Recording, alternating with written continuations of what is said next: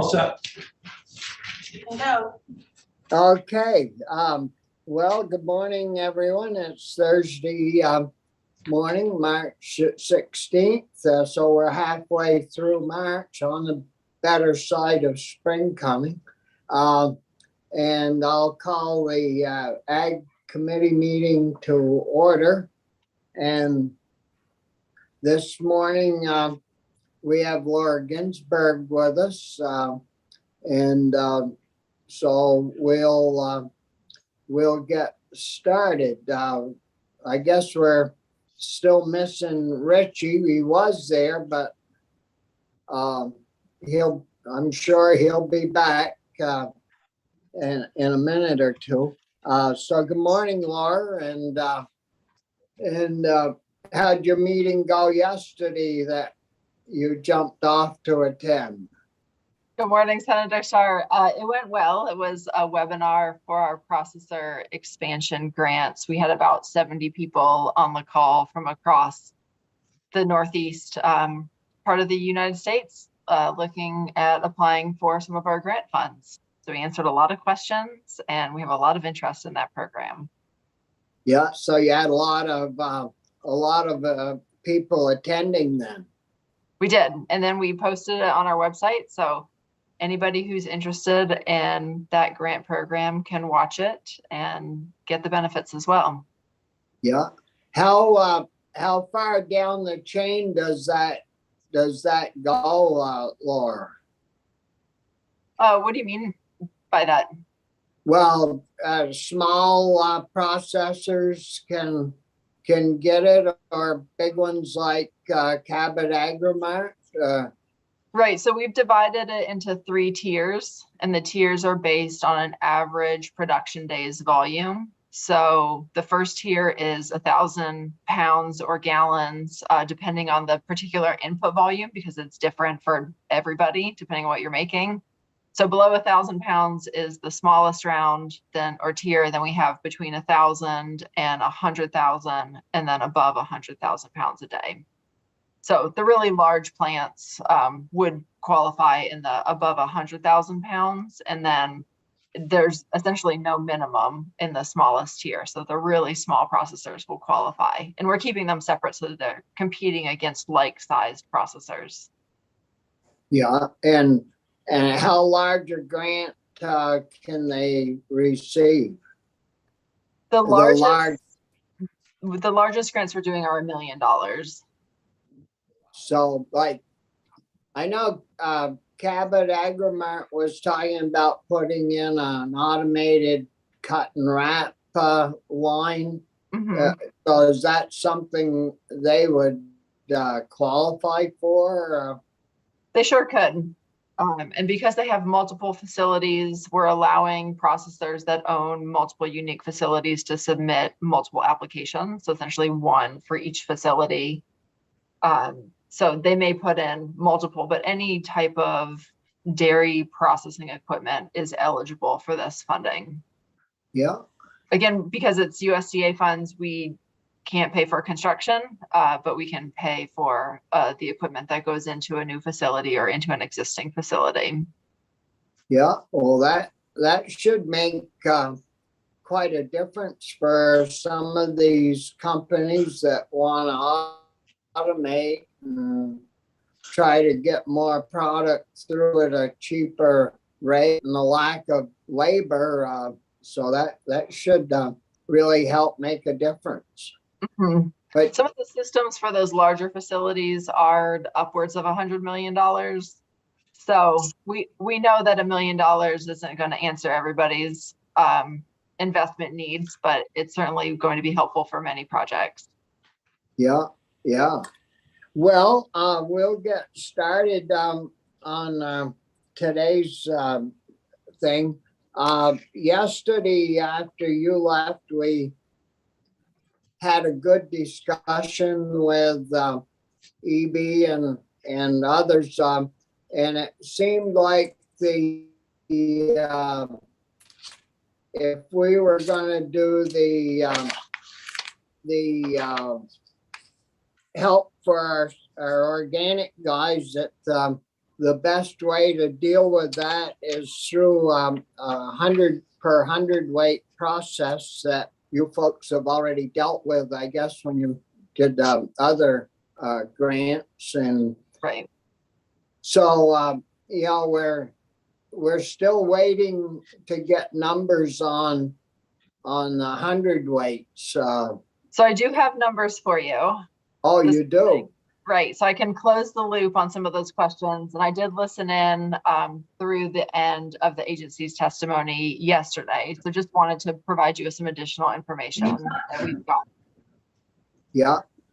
So starting with the farm sizes, of the 127 farms, there are 6 medium farm operations. Huh. So that's between 200 and 699 cows. And then the remainder, 121, would fall into the small farm or certified small farm. Our water quality division is the one that designates the size. And they are working on getting additional clarity between what is a small farm, so that's up to 49 cows, and what is a certified small farm, and that's between 50 and 199. But for purposes of this conversation, there is 121 that are in that small farm. Certified. Right. Yeah. So most of them are on the very small, below 199, but we are working on getting that clarity for how many are actually under 50, which would put them at a very small scale. Yeah. And Any 6 medium farms. Any numbers on poundage? I have that for you as well. So the total pounds produced in 2022, this is inclusive of all farms that were shipping milk. And all organic, right? Mm-hmm. So whether or not they are still in business now, we've not removed that farm number because we receive some of these numbers in aggregate. So we can't easily just subtract out a single farm. So just keep in mind that some farms have gone out of business since 2022. Some went out during 2022. So this is the total volume produced was 138,313,566 pounds. So it'd be 138. 313,566. So that's essentially 1.38 million hundredweights, if you just divide that by 100. And then we went ahead and did the math for you at $5 a hundredweight, which was the previous requested payment. That brings you to a total of $6,915,678. 6.9. Well, that's a lot less than 9 point something. 2. What, that 9.2? It is less than 9.2. And that number does not take into account any farms that left the industry during 22, right? If they say, for example, they were milking from January to June and they exited in July, it would capture their production from January to June. So this is all milk that was shipped regardless of whether the farm was in business for the whole year, a single month of the year, exited in January of 23. This is what we have from the 3 buyers as the total volume of organic milk that they purchased. And Laura, if I could ask, so you mentioned that you have the aggregate numbers. Does that mean that that number reflects 127 farms?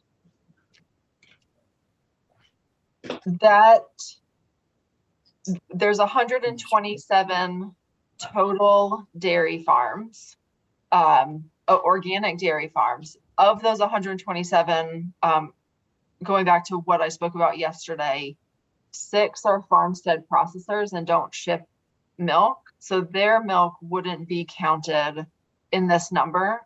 I know that EB has reached out to them to get their specific information for how much milk they produced and processed, but I don't believe that she has heard back from everybody yet. So this number, the 1.38 million hundredweights is just those farms that were or are shipping milk. So that's essentially 121 Okay, farms. yeah.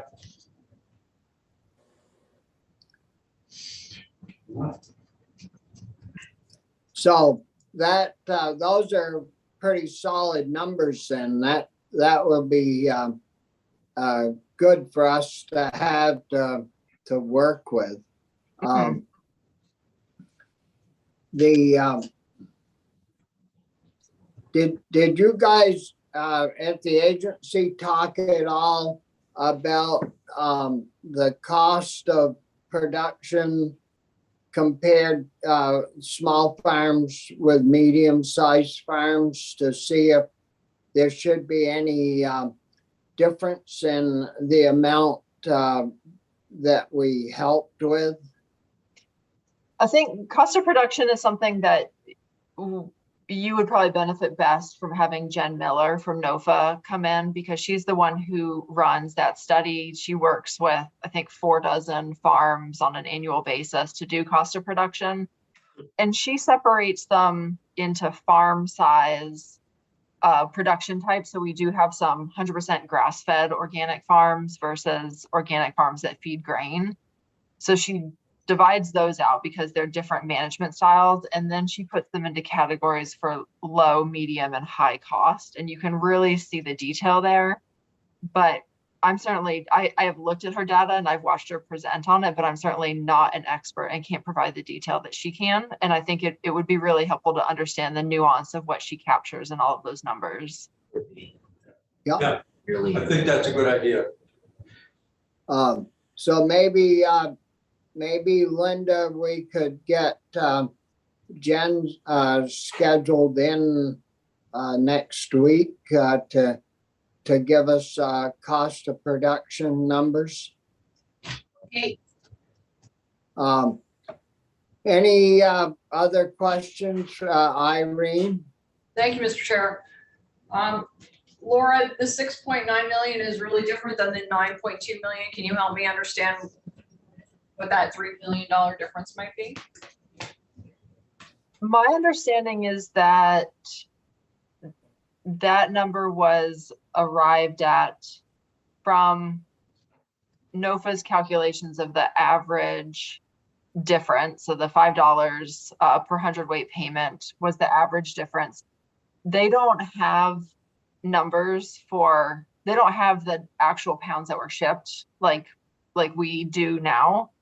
And so I think that was potentially an estimated volume based on what they extrapolated from their data. But I don't want to put math words into their mouths. I'm not exactly sure how they arrived at that number aside from the average cost of production versus the average income multiplied out across the number of farms. I believe, Irene, the day we had them in, they were talking about back of the envelope numbers because this was all done within a matter of a few hours. Remember the day we had them in and we had to jump off at afternoon or something because we all had meetings, and then the house kept going and they came up with that 9.2 number. It was relatively a pretty soft number. And, but these numbers that Laura just gave us seem to be very good, solid numbers that we could work from. Rich? Follow up? Okay, good. Go ahead. I just, if you don't mind, She's not finished, so. the $5 per hundredweight, can you remind me how we got to that magic number? Because maybe they really need 7 per hundredweight, which would get us back up to 9.2 or something. The $5 per hundredweight really stems from that initial request from NOFA. So we're not tied to a number. I think it's good for example purposes to see what the dollar figure is. But now that you have the total pounds, you can multiply that by, whichever number and get a total program dollar figure. So that number was just for example purposes based on previous conversations. All right, because I'm looking to make them whole for 2022, whatever that is, at least as we look at this. I may have to step back from that, but ideally I would like to know what the number is to make them all whole. Thank you. Right. It's going to be an interesting conversation to have with Jen, because there are people who have high cost of production where their cost of production is almost twice what the low cost of production group is. So to make farmer A whole versus farmer B, it could be a significant difference, even if if they milk the same number of cows and have essentially the same production practices. Thank you. Yeah, that $5, if I remember right, was a number that NOFA came up with, that when they did their survey, their farmers felt that they'd lost between what they should have been getting and what they actually got was that $5. And I think that's where that came from. When we had Maddie in a couple of different times, it seems like that, if I remember right, that's where that came from. Rich, did you have a question? I two questions. One, before we left for town meeting break, there was some talk of there might be help at the federal level for a few dollars. At some point, I'd like to be reminded about where they are in that process, if there's any hope for any of that, because that will take my picture. And I suspect there's no way to make a judgment on this, but anecdotally for me, there's two organic farms somewhat near me, one right in my neighborhood, and they're both talking about going out. And and what they want to do is switch to some other form of agriculture. One's going to beef. Is there any way, has anybody done any survey of these groups to figure out, are these farmers to figure out how many look like they're moving to someplace else? I'm a lot more interested in saying to them, we'll help you make a switch to something else. If that's what they're contemplating, because milk prices are going to continue to be low, and be future looking about this with people that I can keep the land active. Yeah. Yes. Well, we heard some, wasn't it yesterday? We heard some testimony on the federal money that they were still working on that and trying to put the pieces together to determine how to pass it out. Yeah, I think EB was pretty clear that, and I believe the figure was $100 million that's at play. And I'm going to characterize what you said, and I hope I'm being accurate, that there was at least a small possibility that it would be available by summer, but it looked a lot more likely that it would be fall or even later before that money was actually released. So to Rich's point, I agree. And I think if we worked in concert with the federal money, it only makes complete sense, but we may not be in that position because we may not know by the time we have to decide something, how much is coming or when. Is that pretty accurate? The piece that I would say is the money for this would go in the budget. Yeah. The budget coming to the Senate will not be moving for at least another month. Right. So I heard the 100 million. I couldn't figure out what that meant in detail for farmers here for 100 weight. And I didn't really get a sense of the money may be in the fall, but what's their timing decision at the federal level to be able, but we know something in 3 weeks. Well, And before we get to that point, will we have any idea of how many of this 120 odd farmers might be thinking about doing something else?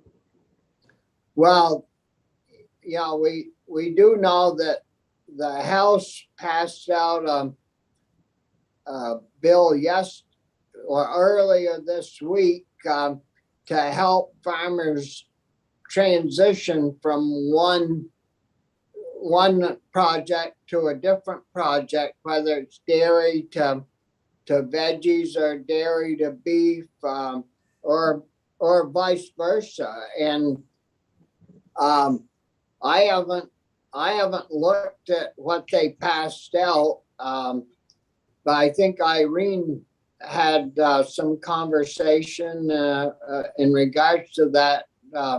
What did you find out, Irene? I think what they're planning, and of course this could all change when it comes to us, or even in their approach where it sits now in the House, but ideally it would be 15,000 per farm to do some sort of diversification. Did they have a dollar amount hooked to that? It was 15,000 per farm. I don't know what the total, I forget. I can look it up. 500,000. Thank you, 500,000 And it's for small farms. for small farms. Thank you. What's your name, please? Amber from Vermont Farm Bureau. Thank you. I would just say, I'm really interested in that sort of a piece. Yeah. If I can get people moving that will for the long term. Well, we don't know how that's gonna proceed, but Well, it is crossover week, so maybe it's gonna proceed pretty quickly. I don't know. I guess ideally they're trying to move it quickly because of crossover, right? Well, it's moved to Well, the appropriations Which is committee. all they've got, Right, Which should be they it. have next week, but maybe Irene, I don't know, do you understand crossover?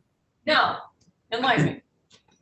I Pardon? thought we had to wrap stuff up now and then by next week, things are gonna, go different places and we'll start working on House bills and they'll start working on Senate bills.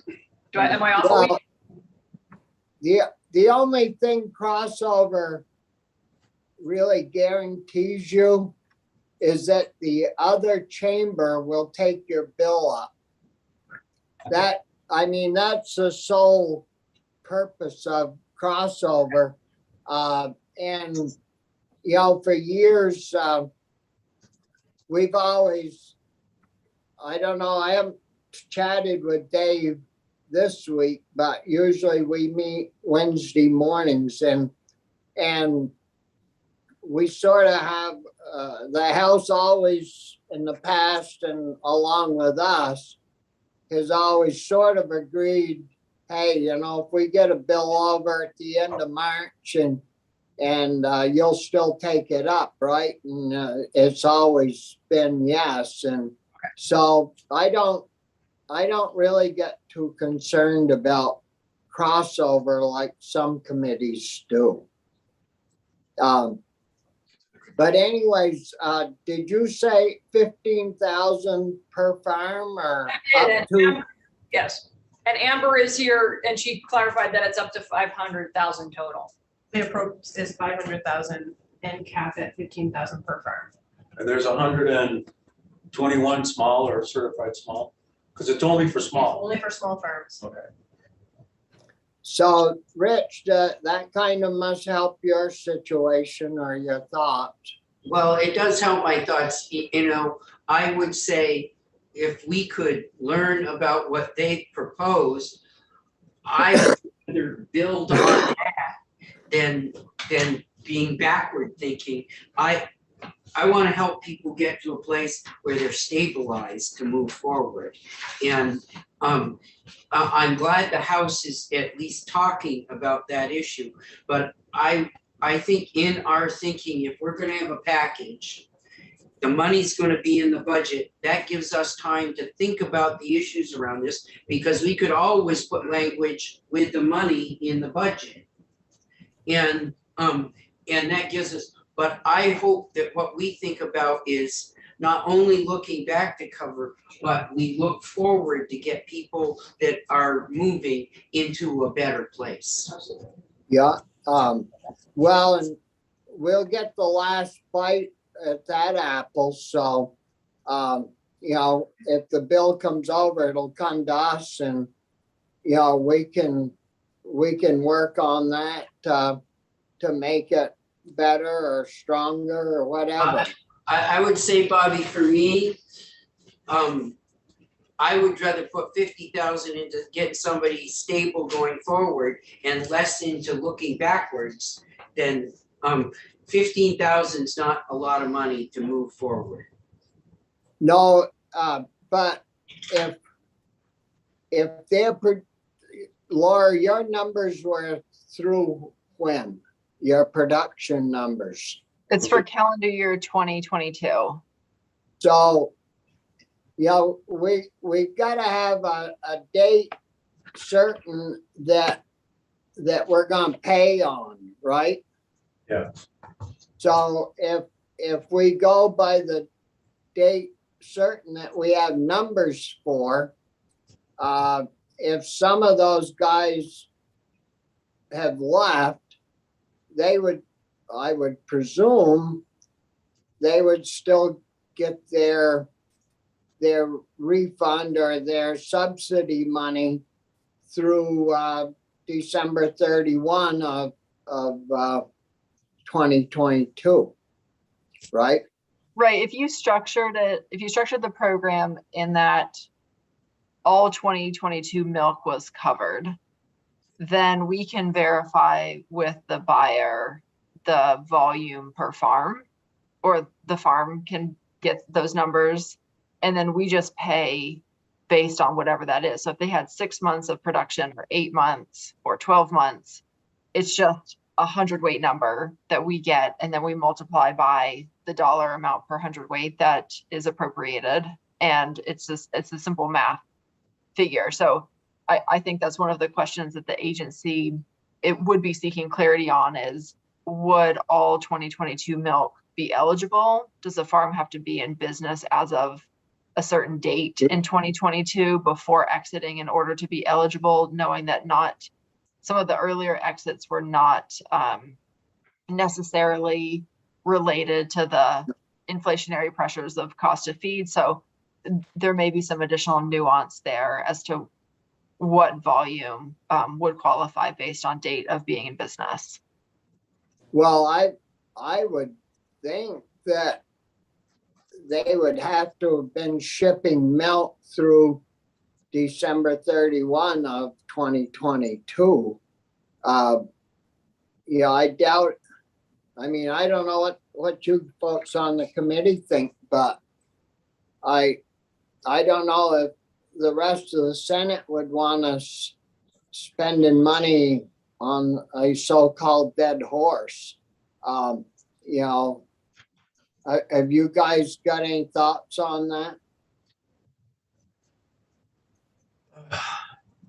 Well, the problem is, Bobby, we don't have the numbers after 2022. So there's a gap there that I don't know how we're gonna, I don't know how we're gonna be able to decide that. I think you just have to pick a date, and that's the date. And if they went out of business or changed after that, I don't know what to say.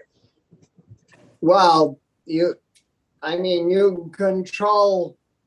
can control what we spend up to a certain point, but we aren't going to spend money after that point on pounds per hundredweight or anything. It would be for 2022.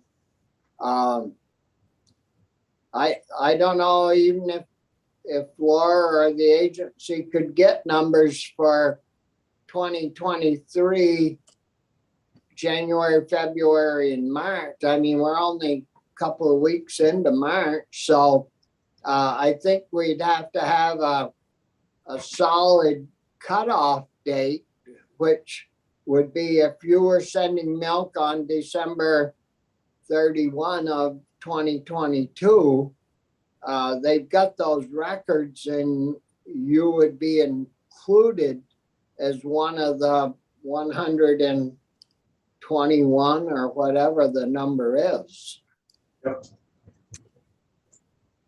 And we can Okay. probably get milk production for January, but because there is such a lag, it's usually about a month lag. Some of the buyers, they send checks 3 times a month, and some of the buyers send checks twice a month. So there is a reconciliation lag between how much is picked up and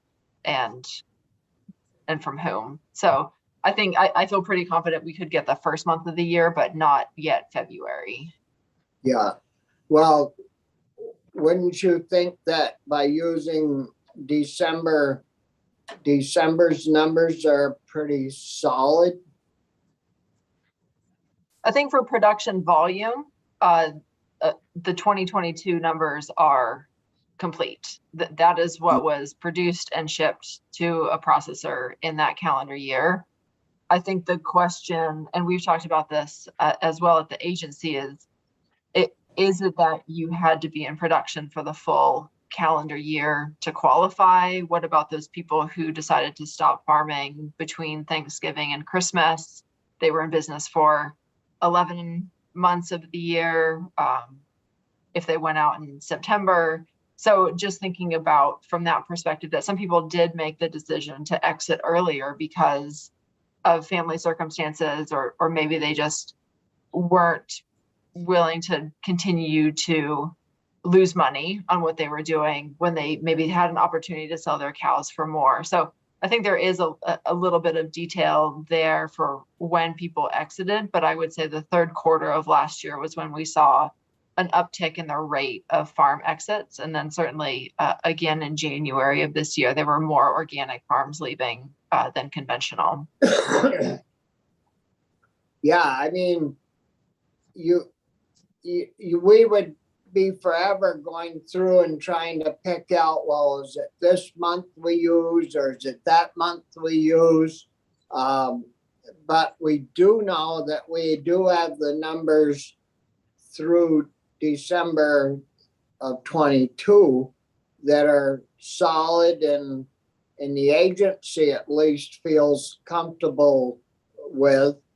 And I think, we could probably sell that. Whereas if we start saying, well, those guys that ship through to November will help them.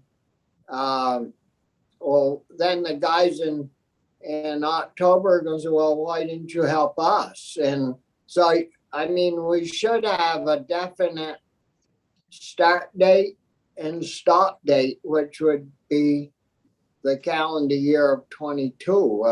That would be my opinion. You guys, if you chime in here and say what, how you feel about it. That makes sense to me.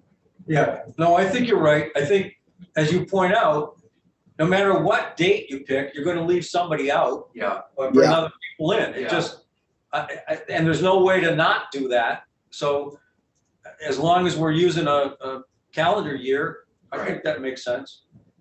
yeah, I think you're right, Bobby. I think that's the way to go.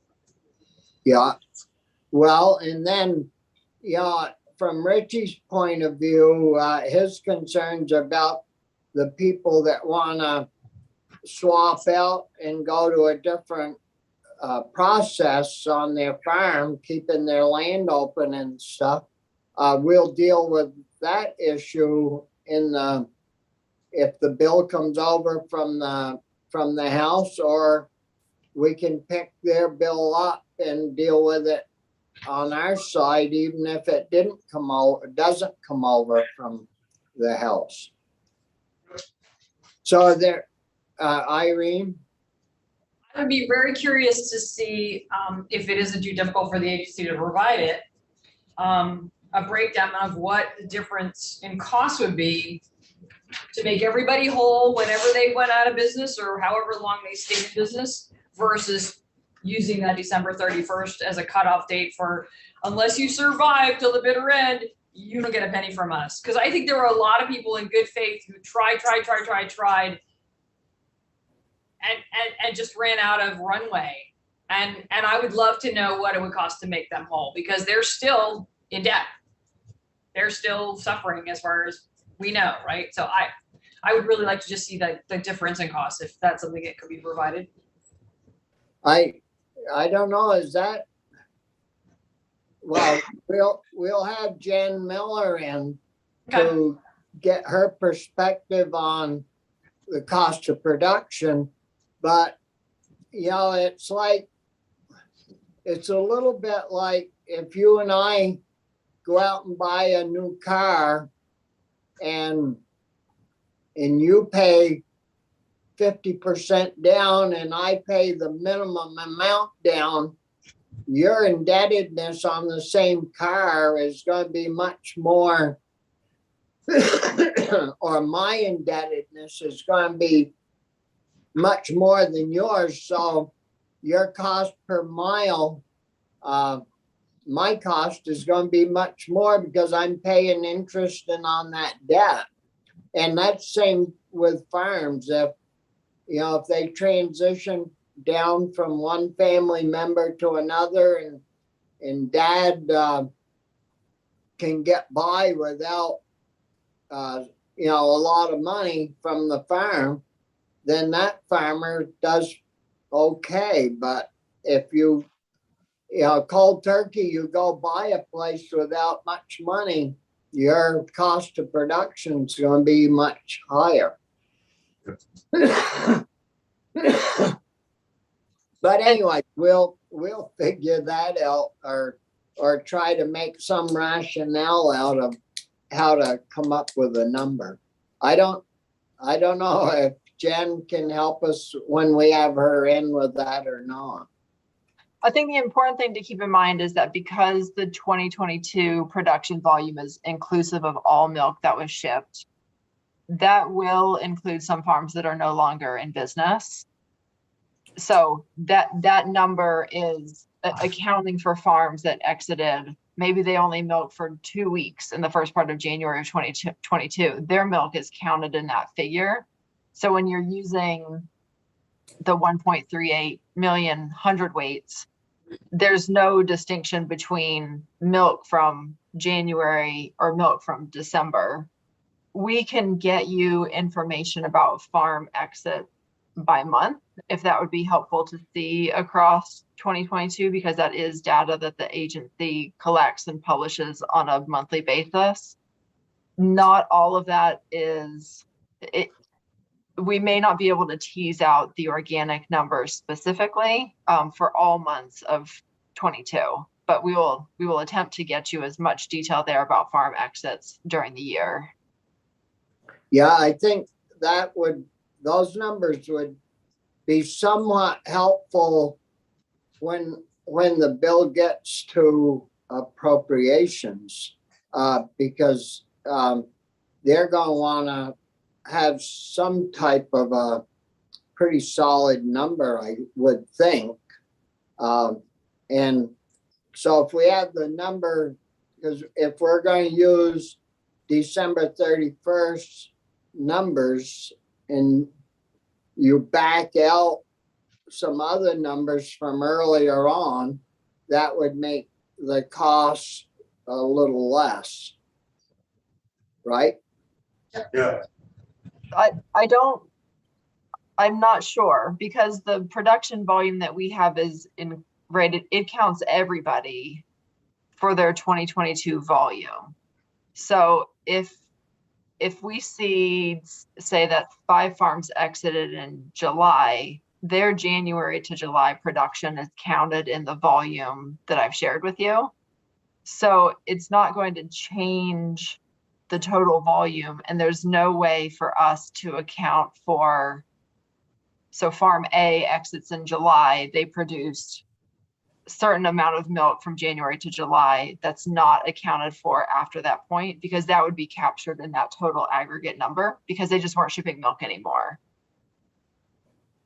But they wouldn't be sending their numbers in because they don't qualify because they weren't shipping on December 31st, right? Right, if that's the date that you set, that you set, then that would reduce the number of farms that were eligible and thus reduce the amount of Yeah. payment.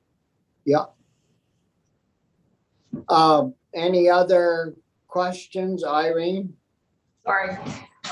Laura, are you the person who said, according to my notes, that the USDA should have more details by the end of this month? Or is it somebody else who said that?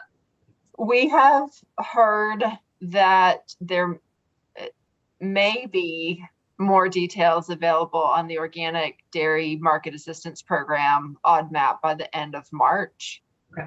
I think USDA is one of those organizations that they'll share the information when they're ready to share the information. But that's what we have heard, is that possibly in the next few weeks to month, we should have some more detail. And I think there's so many ways to do the math for that program, but if you take $100 million and you divide it by the approximate number of organic farms in the United States, which is 2,400, you get a per farm payment of $41,666. So that may be where that 40,000 cap came from. If you then divide that by, what number did I divide that by? Oh, by the cap of 5 million pounds of covered milk, right? So if $40,000 is equivalent to 5 million pounds of production, you divide that out and then multiply it by 100 to get 100 weight. It's an 83 cents per 100 weight payment. But that is really just taking some very high level numbers. So I have no way to know if that is how USDA will structure it or what their payment will look like.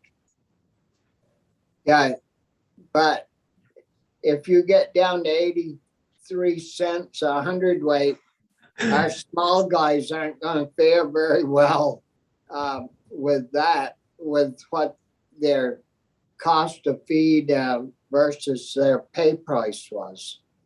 Right, it would be a small payment. Yeah. But I just beat a dead horse. I think that's why it's important for us to get the people in that understand the feed, because I really don't get the difference between what the cost would be for somebody grass-fed versus somebody that uses grains. And I suspect there's a difference between their cost of feed and what they're getting paid.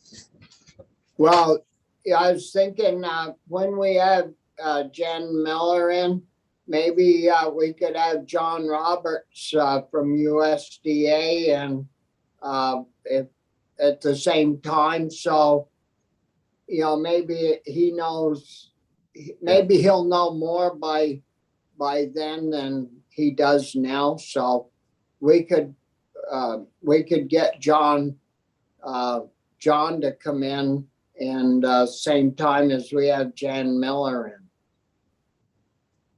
in. Because that will be helpful for me to figure out whether $5 is the correct amount per 100 weight too, because we've just figured out that it's 6.9 instead of 9.2 based upon the 100 weight at the $5 level. But I've been not really clear, and Irene brought this up, should it be more, should it be less, what I'm not really clear of that number solid in my head. Yeah. Well, maybe as we move forward with this, we'll get better numbers and more accurate numbers, but it's good that we at least we at least have the numbers through 2022 that are solid and that we can run on. Any other questions on this issue for Laura? No, thank you. Sure. The other issue, Laura, I read someplace that you were doing maybe possible grants or taking applications for grants through the innovation program for, are you doing that with electronic fencing? And I was wondering where that came from or what you knew about it, because we have been getting having some testimony on that from I think it's ag tech people. So could you fill us in on that? Sure, happy to. So we did, the Northeast Area Business Innovation Center just closed a grant round that was focused on dairy farm innovation and alternative management. So this was funding specific to farms to think about ways that they could adopt innovative or non-traditional practices. In Vermont, and I think this goes back to some previous questions from this committee about investing in farm innovation or ways to be more resilient going forward. We received 27 applications from Vermont. It was about half of the applications we received, with a total dollar amount requested of 1.3 million. These grants were between $25,000 and $75,000, and they could be used for really multiple different things: farm equipment, milking equipment, additional technical assistance, pasture improvements, grazing strategies, wearable technologies for the cows. And we did have some interest in the geo or virtual fencing as an opportunity to run a pilot program. These grant decisions, they've not yet been communicated to the grantees yet because we're doing our internal processes. We have made some tentative decisions pending the risk assessment that we're required to do beforehand, and then we'll be notifying people next week of their awards. But I think the geofencing or virtual fencing is a great fit for this type of innovation program because not many people in this part of the country in particular, or in the US generally, are using this type of satellite-driven GPS collar technology for their animals. Yeah, we've had maybe 2 or 3 sessions, in regards to that in committee, and it hasn't been used, I guess, here in this country hardly at all, and it seemed like a very intriguing idea, and like Rich does, I think, Rich, you do beef, right, Rich? What's that? You do beef. Yeah, we do. And moving Yes. those fences for rotational grazing is a bummer because you aren't there all day if you're renting your land out to a beef operation or whatever to raise animals. And so, but you can move it. I guess you can move the fence on your telephone. And, Right. and if an animal does get out, you can track them down with the same device. And so you aren't spending hours looking for them. I know a few farmers who would appreciate that. Oh, I would. I don't know how it worked on other farms, but when I was growing up, the little guy always went and looked for the lost cow. And I was the little guy of the older group, so I used to spend hours up in the pasture looking for, and they can really hide. So, So that's something then that you folks at the Innovation Center are looking at and dealing with. It was an eligible project that people could apply for. And we did receive some applications with that as a focus. Yeah, so is it, so the areas that you received application, is that all in dairy? It has to be because it's the Dairy Innovation Center. So we can't fund projects that are for beef or for wool or non-dairy animals. So that is one of the restrictions of the program. But I think we try to be as flexible as possible by developing these types of innovation projects so that people can do other things on their farms. So if I back up, so the agency ag with the federal government does have the CREP program, which is the Conservation Reserve Enhancement Program, which helps farmers with fences. And I don't, I'm not real clear on everything we're doing right now for to help with fences for dairy, non-dairy, and agriculture in that, and how that fits with as you move and do dairy, and then we're getting requests to do other things like goats, sheep, and beef. and beef. So my picture of the whole world here is fuzzy, and I'm just trying to figure it out. Right. So the Agency of Agriculture does run a lot of grant programs, and it can be confusing who does what because we are separated into unique divisions. And the Water Quality Division outside of Ag Development, which is that's where I'm seated. The Water Quality Division does the most other grant programs, and a lot of that comes from federal and state funds. So that would be where some of the other fencing programs come from, like CREP or like the, they have initial programs too, and I'm just not as versed in those programs. But they have other like waterway, water quality type fencing programs. The other program that our division runs is the Working Lands Enterprise Initiative. And that is a program that can pay for almost anything for any agricultural farm, food, or forestry business. And so fencing or a geofencing pilot would be an eligible project for that grant program as well. Yeah. So is there a way that I can get just on one page, here's who might, at the agency ag, what programs you're doing now to help with fences, and it doesn't have to be detailed, it just has to be like, we're doing these in the different places they touch. So I have it in my head.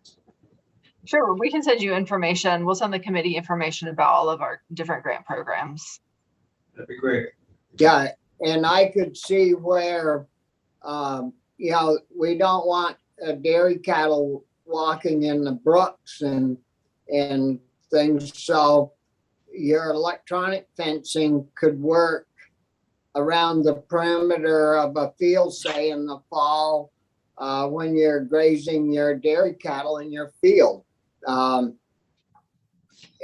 then in your case, Rich, if you're doing beef, maybe you would go through Working Lands or the CREP program to get regular fencing, or you could apply. Could you apply for a grant through them for electronic fencing, Laura, as well? I think the would Working think. Lands program definitely could pay for a pilot of geo or virtual fencing. The water quality program, I'm not certain about, but we will get you additional information. Yeah. Um, So, yeah, because the CREP program, I've got their brochures and it says grazing practices such as fences, pipeline, water facilities and stream crossings are covered at 100% of cost. So I'm just trying to figure where that fits in with working lands. And if we were gonna push some sort of pilots to encourage the no fence concept, how would we get that fit in with what we're already doing, so it would became seamless and we aren't doing something that's just off to the side that doesn't fit in the overall picture. Right, right. I can understand that. And I think the idea of virtual fencing is a really interesting one. Some people enjoy building fence and walking their fence lines. Other people could spend their days doing anything but building fence. And I know that it does need some service signal. And so if we're talking about areas of Vermont that maybe are not as well connected, there may be some practice adoption issues. The collars run out of batteries, and so then you have to replace the batteries. They're not solar powered collars yet, like you can have a solar powered electric fence. So I think there's going to be a lot of interesting opportunities to look at some pilot programs and see how it works. You know, when I had cows and we had electric fence, I think I would trust the older cows to wear collar technology, but definitely not the heifers to mind the beeping and the mild electric shock that they would get, because they would jump over the electric fence and sometimes the permanent fence. So, you know, I think each farmer is going to have a little bit of a different approach to how it could work for them. yeah. Oh, yeah.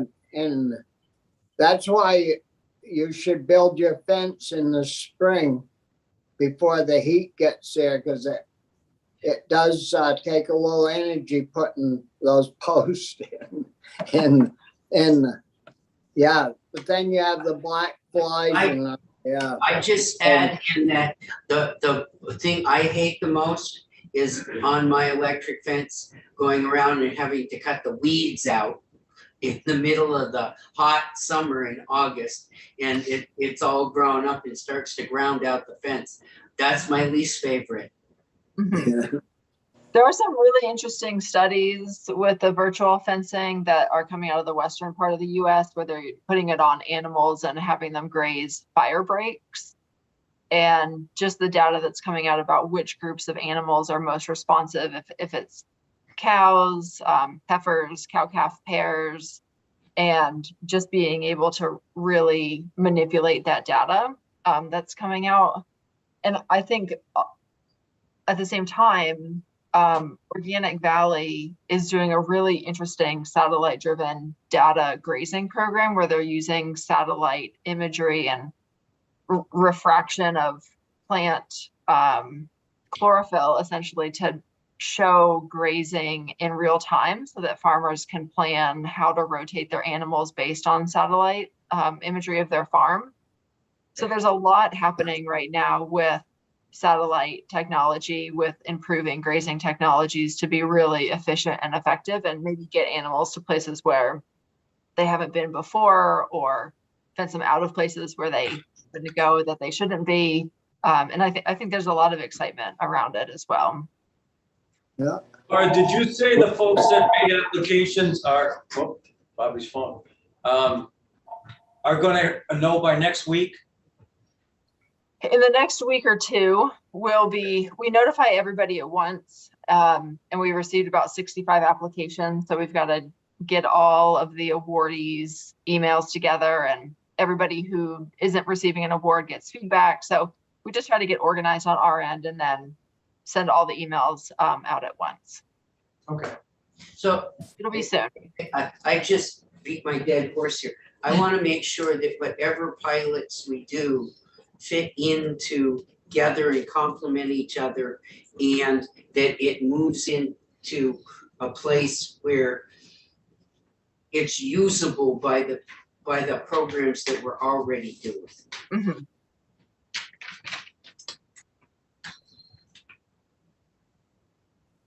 Good point. So, I don't have to pay for it, somebody else does. there, that was my boss calling. Oh, Anita? Anita? No, my Phil, Baruch. Oh, So, see, Laura, we all have bosses. It's true. Hey, I was wondering, do you fool with the milk pricing much, or is that all EB? In Diane's transition, I am stepping into that role. EB is in a regulatory position where I'm not, so her ability to work on milk pricing is a different scope than what I'm able to do.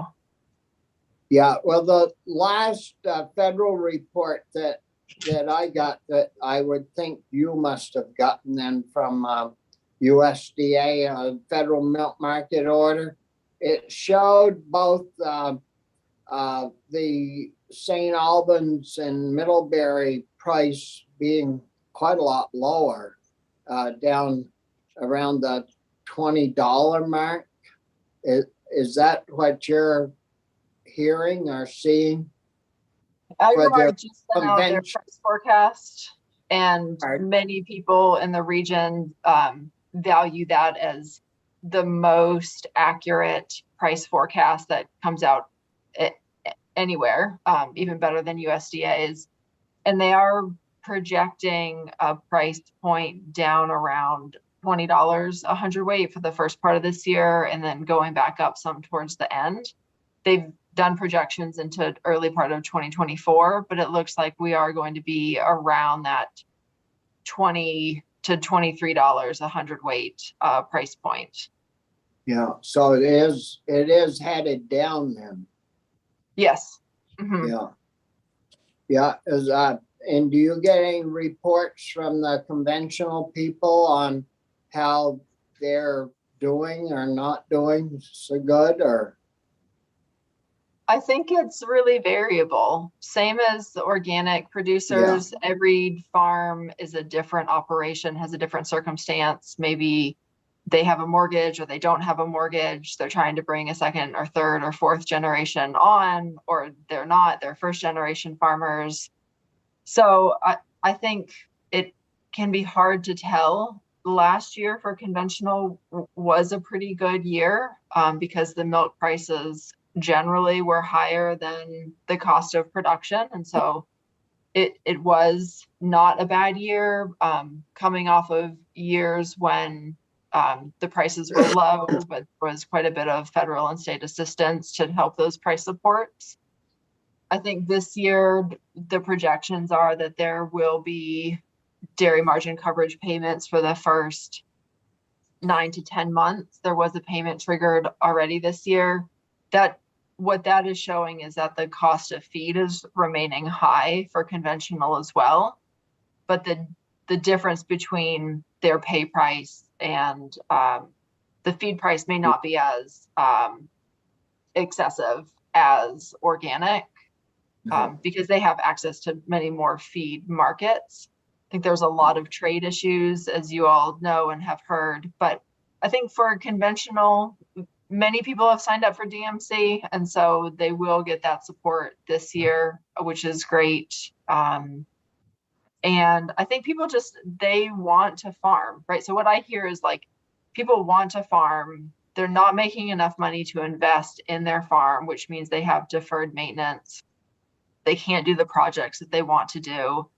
And these grants that we are offering, whether it's a farm innovation grant or a grant for an upgraded bulk tank, those are things that farmers just can't invest in right now. And that's really hard if you're using a bulk tank that's from the 80s, that's leaking Freon, that doesn't agitate your milk correctly. And then you're getting your milk pay. You're not getting the quality bonuses because it's not cooling fast enough and it doesn't agitate right. So then you don't get the fat and protein quality payments as well. So there are some real impacts to farms when they can't invest in infrastructure and the ways that they operate.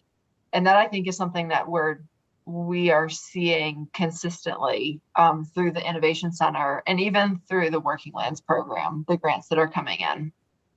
Yeah. Well, at least if we get the DMC premium payment, the premium covered, that doesn't cost any money. So, but we had quite a few, or we had some that didn't sign up. I don't know if it was quite a few or not, but I can't imagine why they wouldn't have signed up. But I think there's a lot of I guess, personalities, and some people just have, they don't like to take money from the government, or it's in their belief system not to take money from the government. And so they don't sign up for those programs. I would hope that they don't like giving money to the government in the same way, maybe. I don't know. But you have no choice on that end. So anyways, any other questions for Laura? All set here. Thank you. No, we're good. Yeah, well, Thank thanks a lot, Laura, for your time this morning, and we'll stay in touch on how we're doing. Thanks so much. Always a pleasure. And we'll follow up with those additional pieces of information for you. Great. Yeah, Thanks, Laura. very good. Thanks. Bye, Laura. Thank you. Linda, we have Michael coming next, is it? Yes, he's not here yet. Do you want to take a break? Well,